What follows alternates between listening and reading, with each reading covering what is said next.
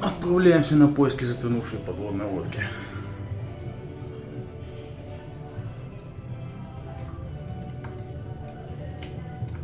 Так, заводим мотор. Все, погружение началось.